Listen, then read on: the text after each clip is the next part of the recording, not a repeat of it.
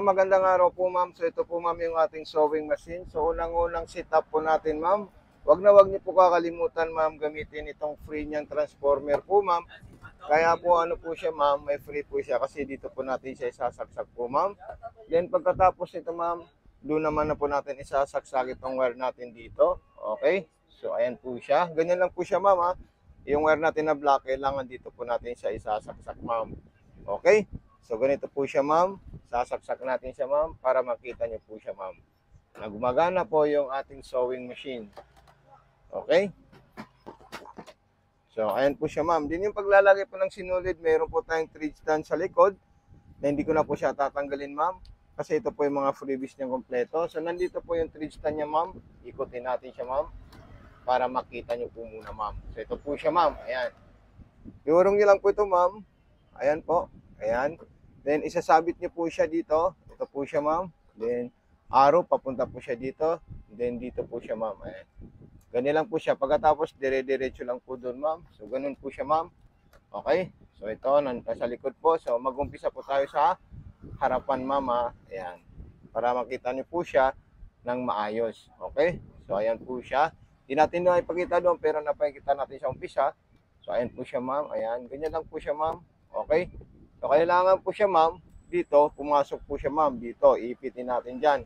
Ang pag-ipit niyo po dyan is ganito lang po siya, yan. Then, number 1 po na po yan, ma'am, okay? Then, yung number 2 naman po, ma'am, is pataas na po siya, ayan. Baliktad po pag dito, dito po tayo dadaan. Then, sumunod naman po, diretso po dito, ma'am. Okay? Then, pagkatapos, ipapasok natin siya sa butas ng karayom.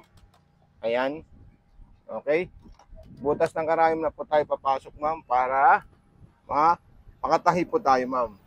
Okay. So ganito po siya ma'am pag ipapasok natin sa butas ng karayom. Dire-diretso lang po siya ma'am. Ayan. Okay. So malabo po yung mata natin. Pero madali lang po ito ma'am pag kayo po ay inaral kung paano po siya ipasok ma'am. So ayan. Okay.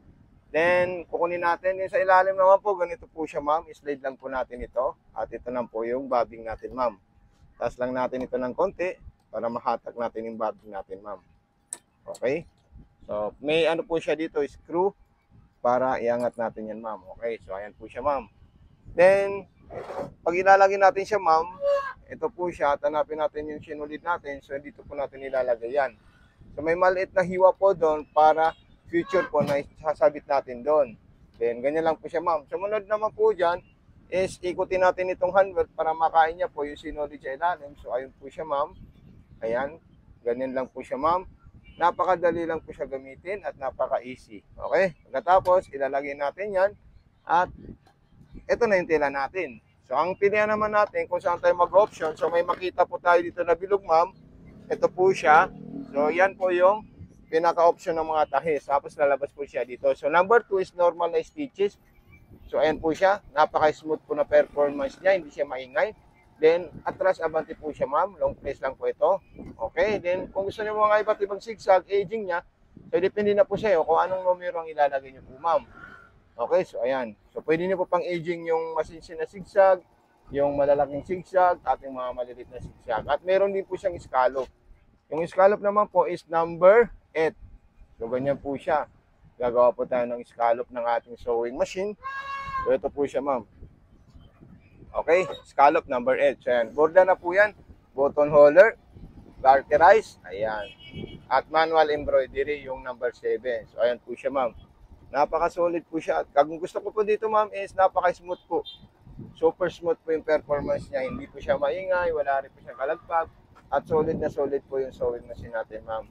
Kapag napanood nyo po ito, ma'am, pasubscribe po sa ating YouTube channel, sa Mato Panumpang Vlog, kasi nandoon po yung mga sewing machine natin, kung paano po siya ayusin, kung paano po siya i-trouble, at kung paano po siya lalagyan ng mga sinulid. So maraming salamat sa iyo, ma'am.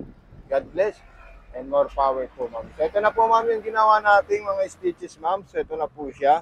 Okay, so bago nyo po siya tanggalan ng sinulid, tandaan nyo lang muna yung paglalagay natin dito para meron po kayong idea kung paano po, ma'am. So, maraming salamat sa iyo, ma'am. God bless and Peace out po. Happy sewing po, ma'am, sa bagong ano nyo po.